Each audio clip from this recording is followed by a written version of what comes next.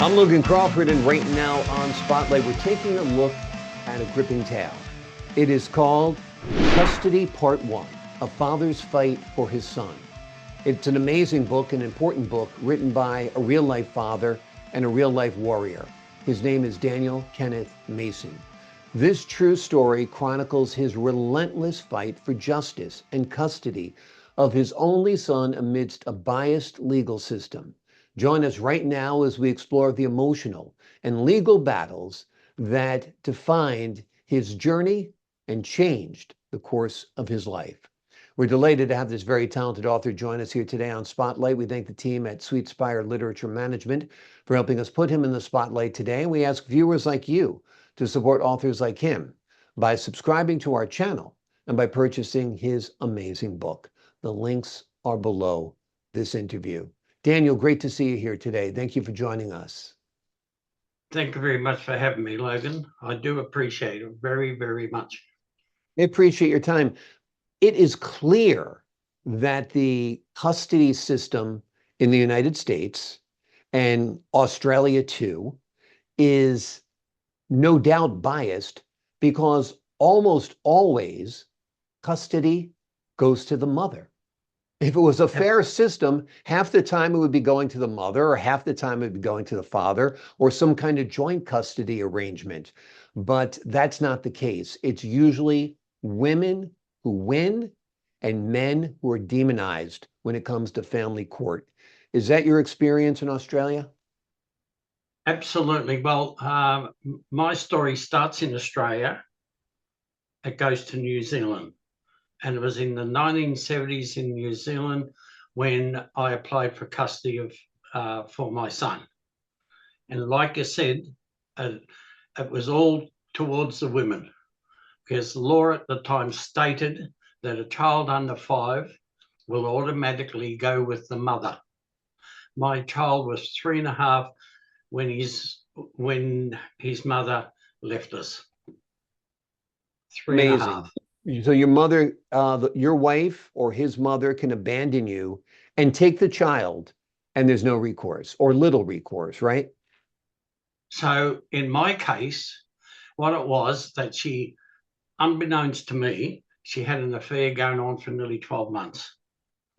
My child, we only just shifted into a brand new home. 3 or 4 weeks later, she decided to go with her lover. We'll put it that way. She left, but she left the child with me because we believe, as we found out later, that the person she was with probably didn't want any to have the boy there.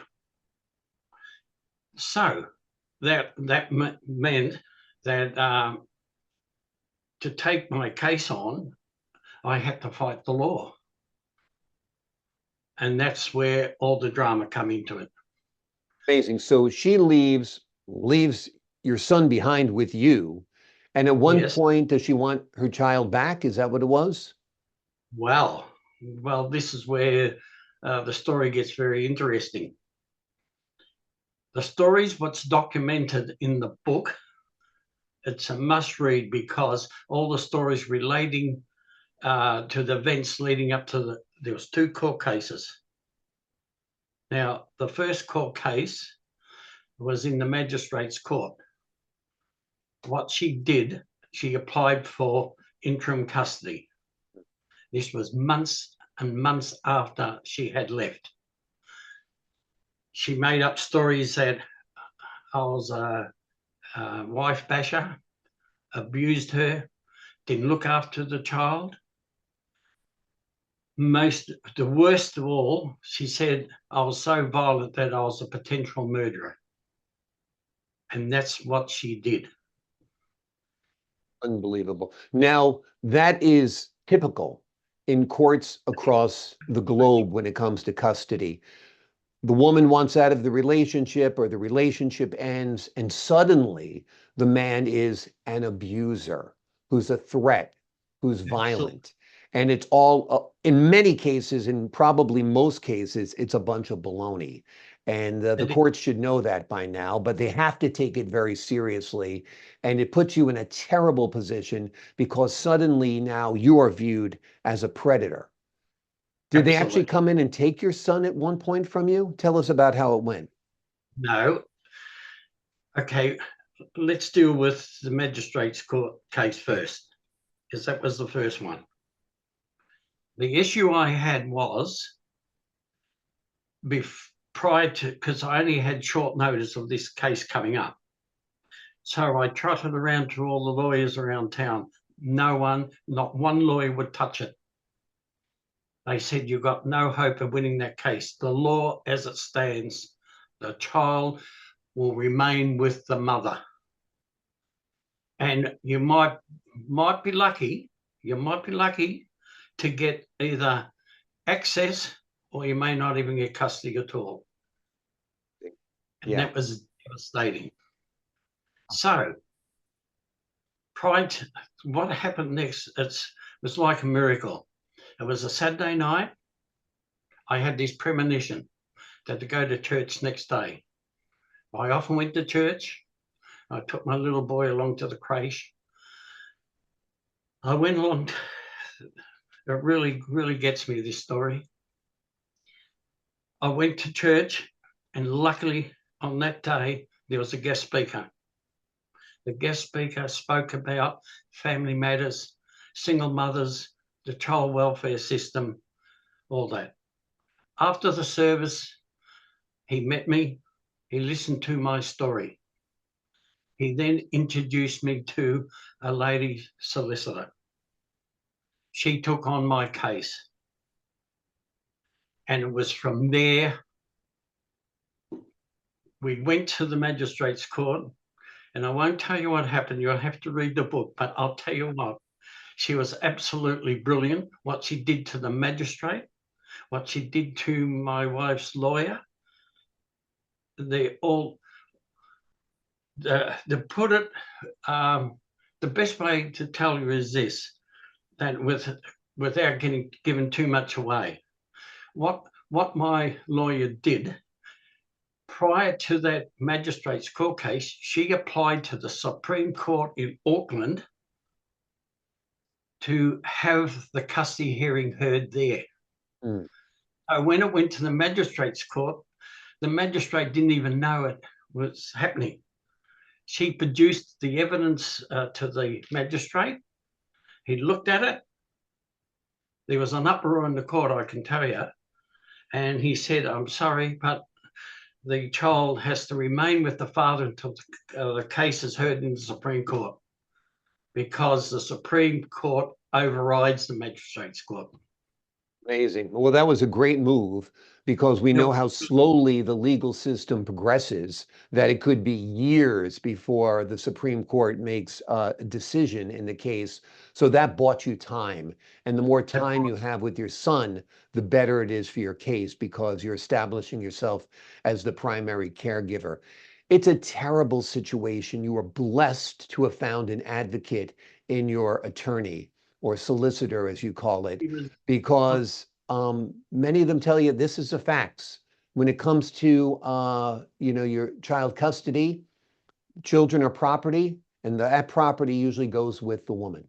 And it's a bitter pill to swallow, and it's so unfair and it's so destructive, and it also is usually fueled by money, because if they become the sole custodian of the child, you have a big bill to pay every month to her, Absolutely. which is awful. What advice do you have to dads out there who are contemplating getting divorced, separated right now, or have been abandoned like you were abandoned? Right. I think, first of all, they must have courage. They must have the will to fight for their child and take on the system. If they know that their wife or the children's mother is telling lies, if you like, and making up stories, he has to gather as many witnesses as possible to go to court and fight for his rights, and have really good witnesses.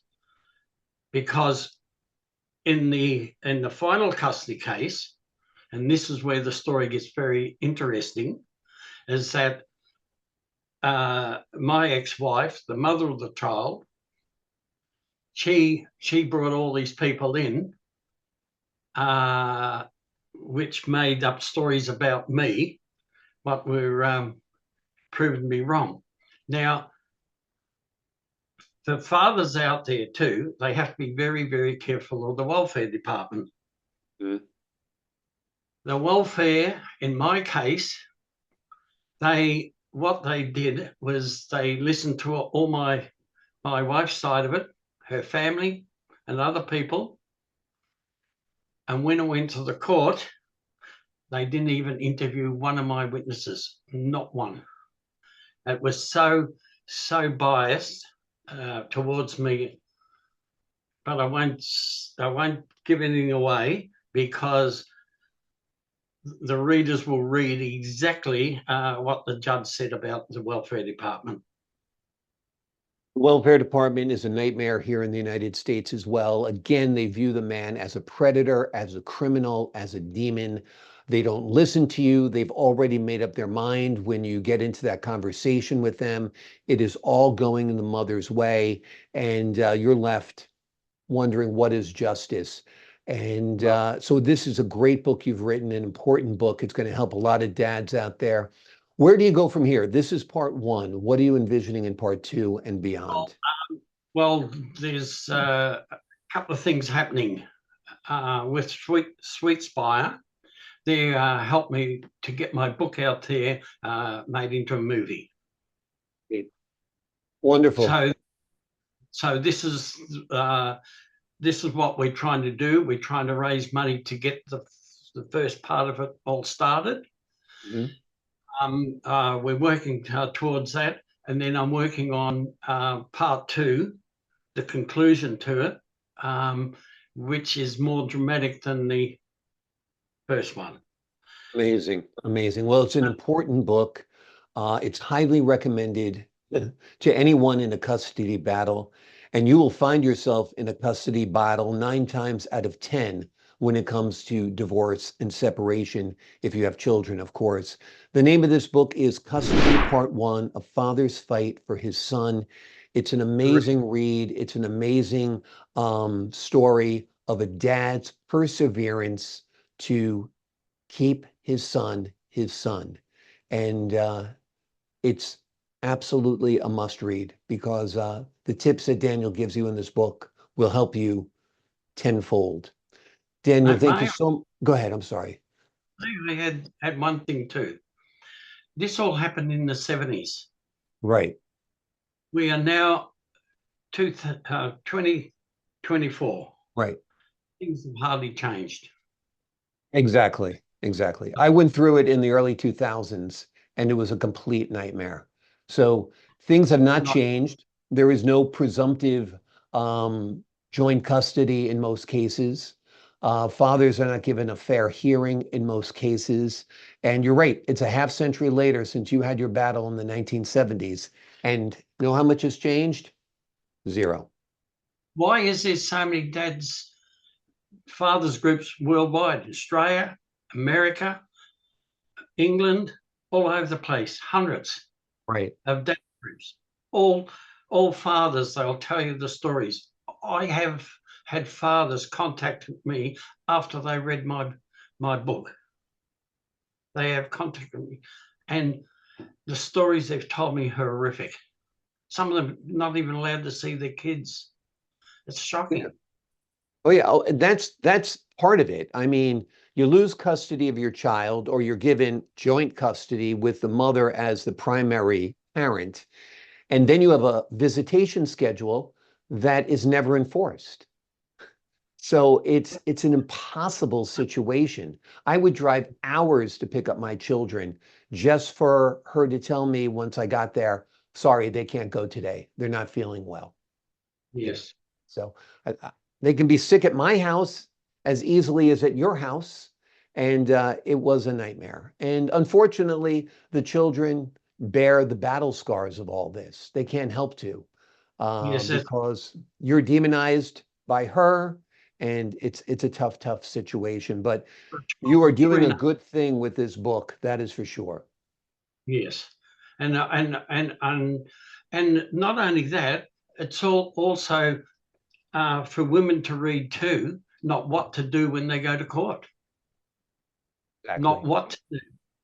Because sometimes the man is the bad guy. Let's face it. Sometimes he is an abuser or whatever, and women need to know what to do when going to court as well. Not a- But certainly a fairer system should be in place because it's disheartening how it is right now. Daniel, thank you for joining us here today on Spotlight. Very much for allowing me to tell my story. Absolutely. I appreciate your time. To the folks at home, I'm Logan Crawford, thanking you for your time this time until next time on Spotlight.